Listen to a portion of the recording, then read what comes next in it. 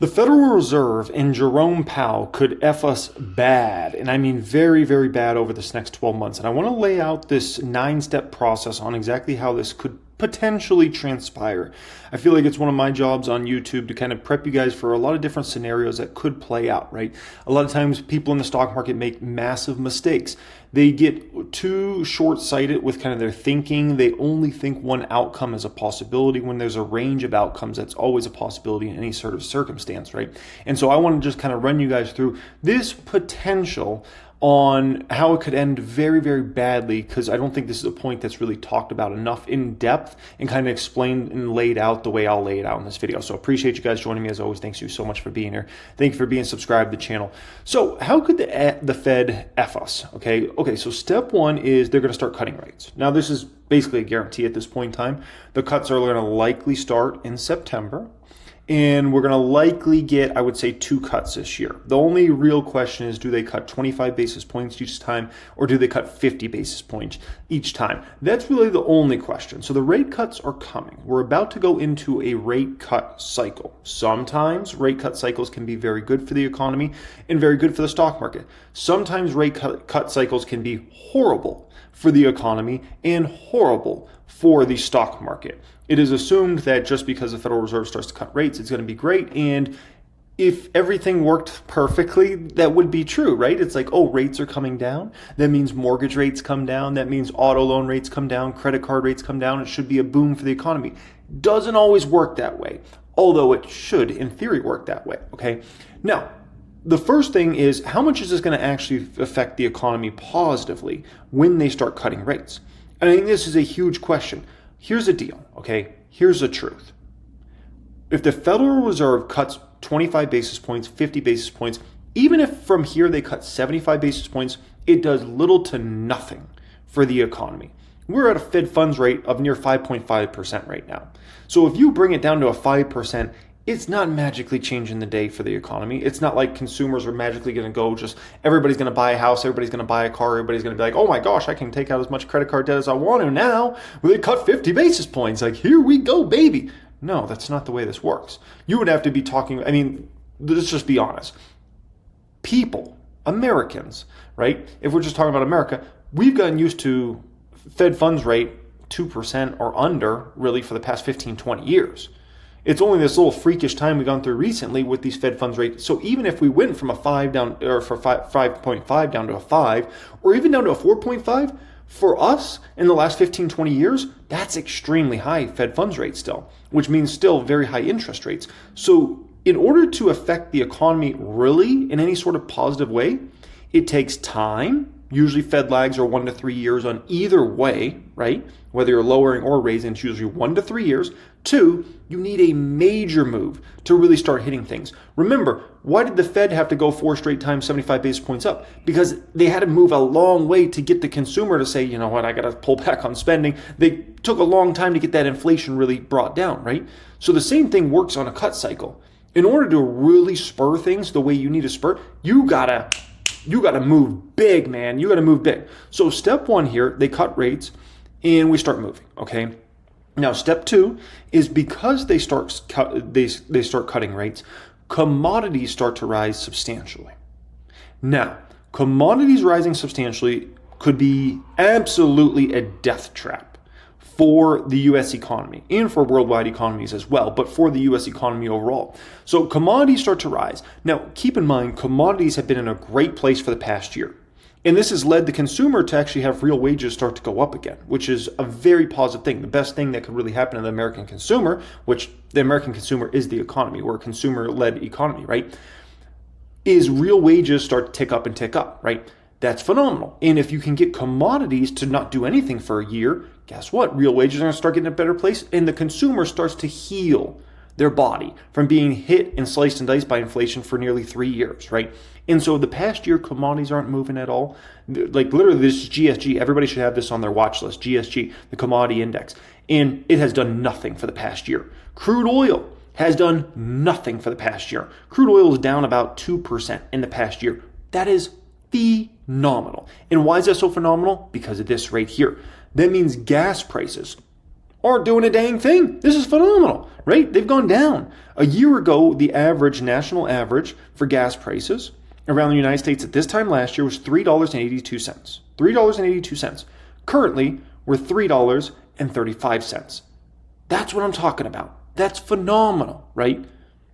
Absolutely phenomenal. We go back a couple years ago, look at the summer of 2022. We were at a national average of over $5 a gallon. That's insane, right? Absolutely insane. So if commodities start spiking here because the Fed starts cutting rates, which is a real possibility, that could lead to horrible things. Here we go. Step 3. The consumer starts to get destroyed again by inflation in 2025. They got a reprieve, starting to heal a little bit. Okay, finally we're starting to heal ourselves, right? And then get smacked again in 2025 because the next thing you know, WTI starts going up rapidly. Next thing you know, you go to fill up your car with 10 gallons of gas, and it's much more expensive than the previous year, right? And natural gas prices all start to go up. Lumber starts to go up, right? Which suddenly means the home builders' margins start to get hit. They feel like they got to start raising price. People start backing out of contracts. People start not ordering new homes, which then hurts.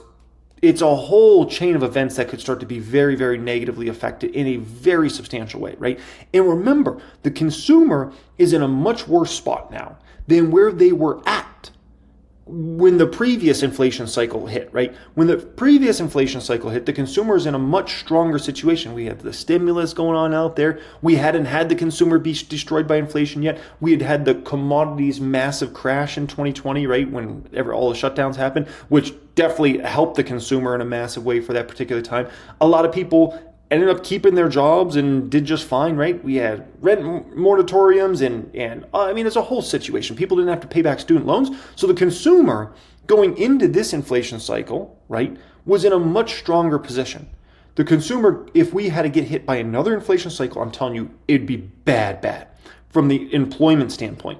And remember, when we went into this latest inflation cycle, right, which we'll call it the end of 2021 into 2022 inflation cycle, we had record amounts of job openings in history by far and away. We're not going through with that level into if we were to go into another inflation cycle. So the last thing we can have is a commodity super cycle again, because it would destroy the consumer once and for all, and it would be the knockout blow to the economy overall, which would be horrible, right? That leads us to step 4. The Federal Reserve starts to worry about inflation again in the second quarter and third quarter of 2025. Now, the Fed hasn't really had to worry about inflation, let's just call it, for about a year now. And the reason being is commodities stopped going up. And so once commodities stop going up, you got to understand, every physical good in the entire world all comes back to commodities.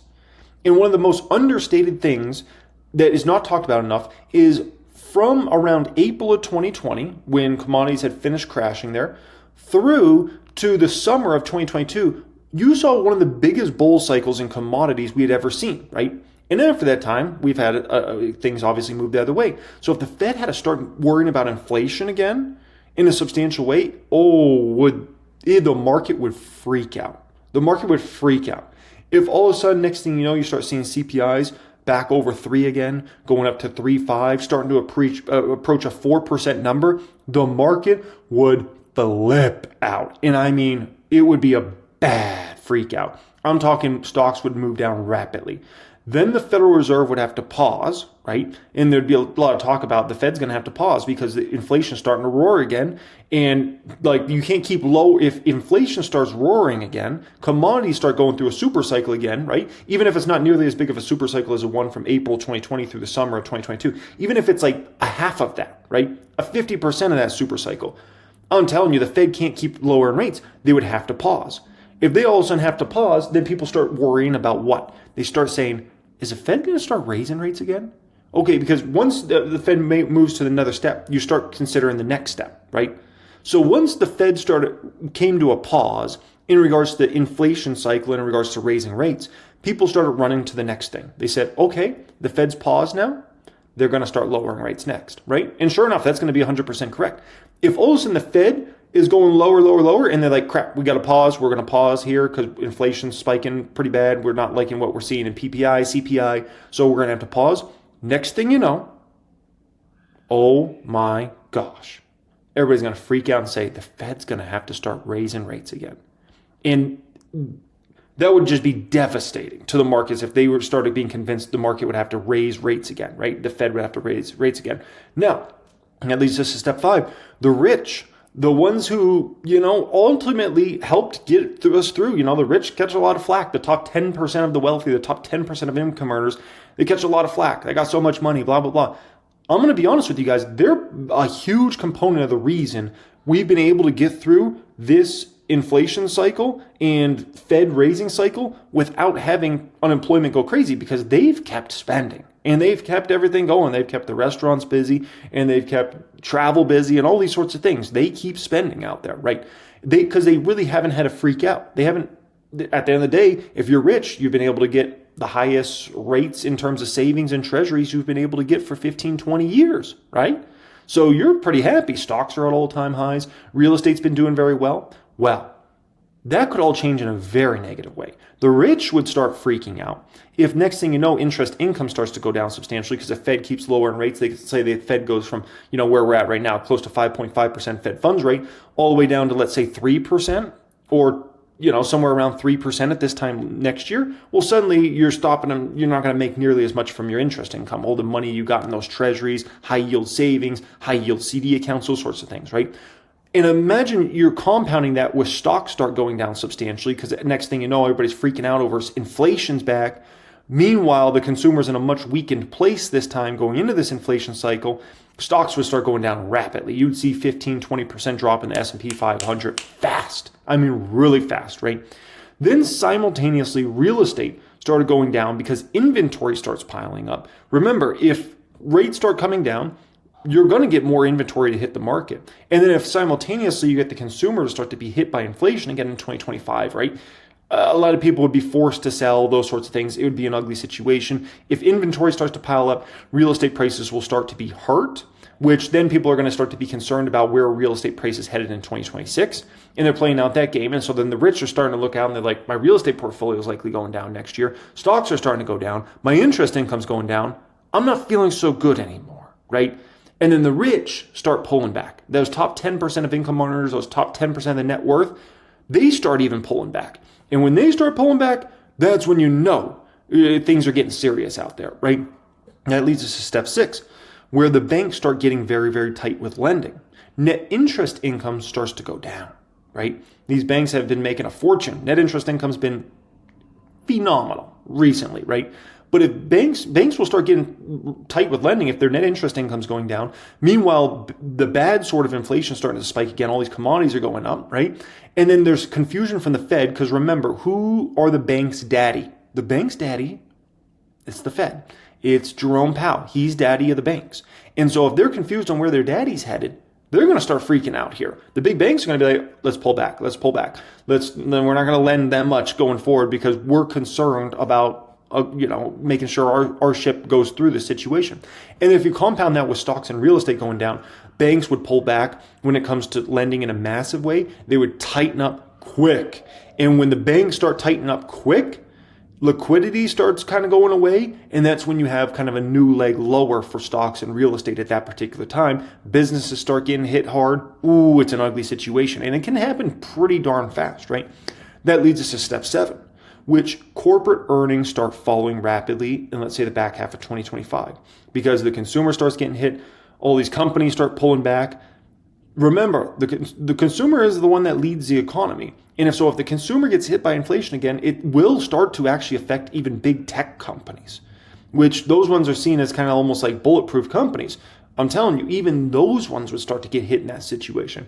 Then they would lead CEOs, chief executive officers, and chief financial officers to start tightening the belt on spending big time.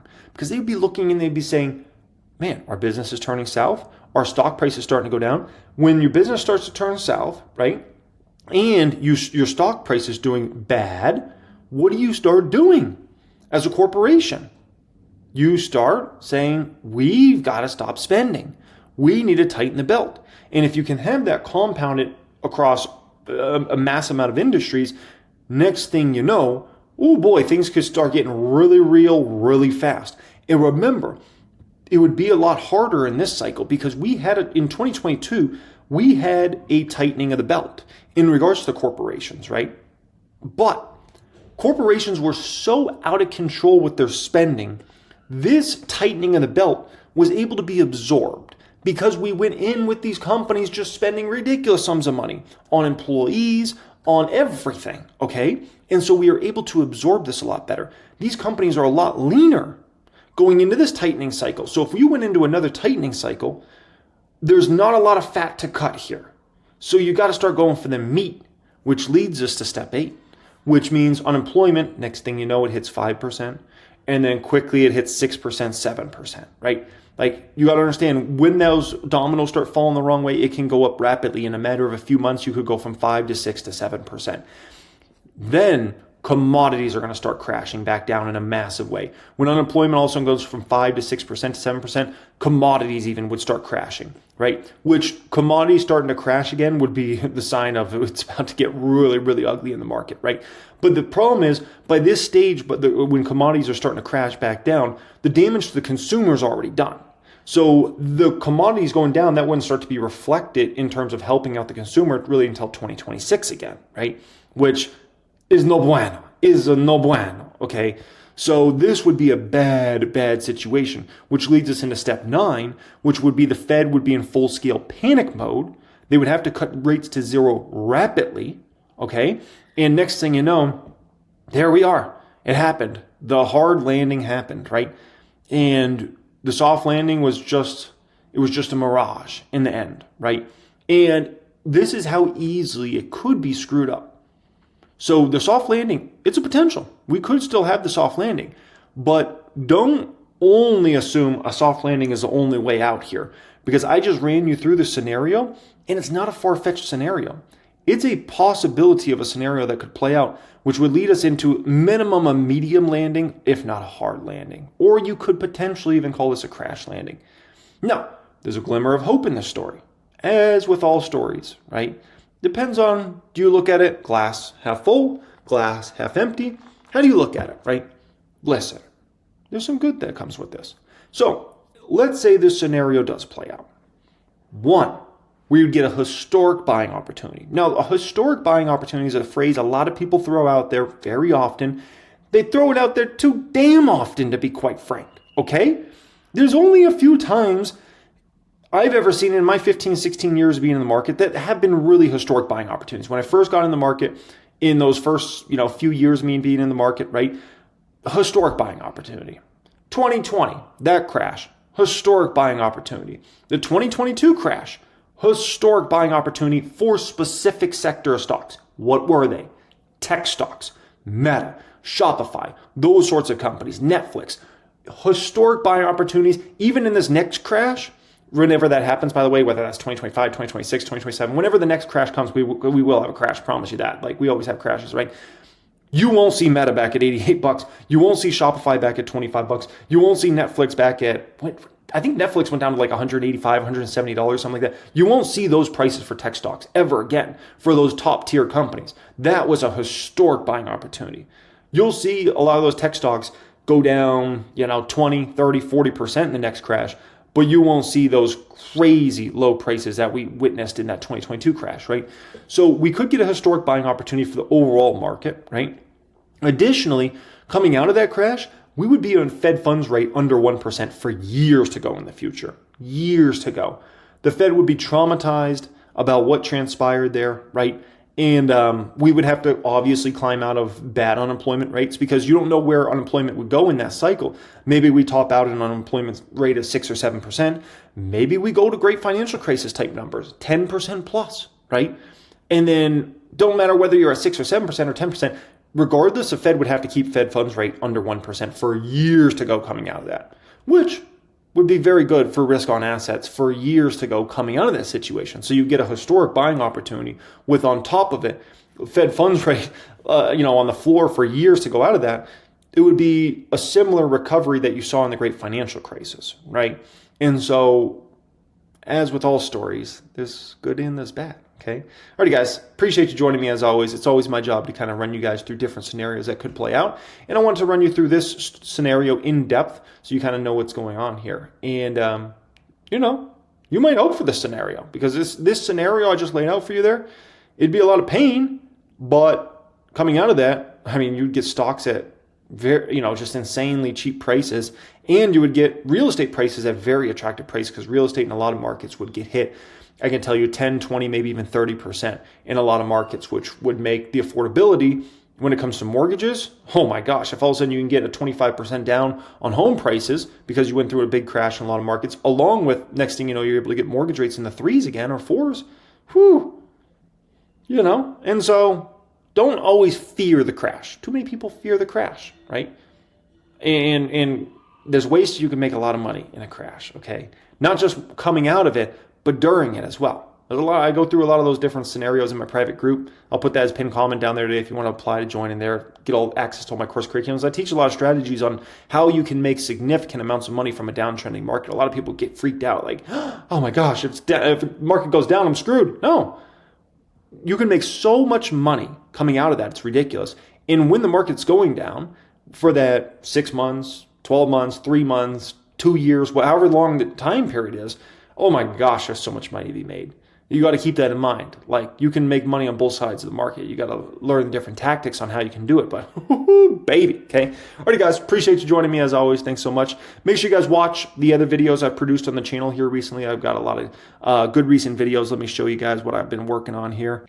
Not sure if you guys got to see this video I produced yesterday. That's a video that goes in depth on 7 stocks that you must own. And I mean, absolutely, you must own these 7 stocks. I feel like these need to be in every single portfolio out there. So you might want to check out that video if you didn't. This video I produced recently on Jerome Powell and kind of, in-depth kind of thoughts around that.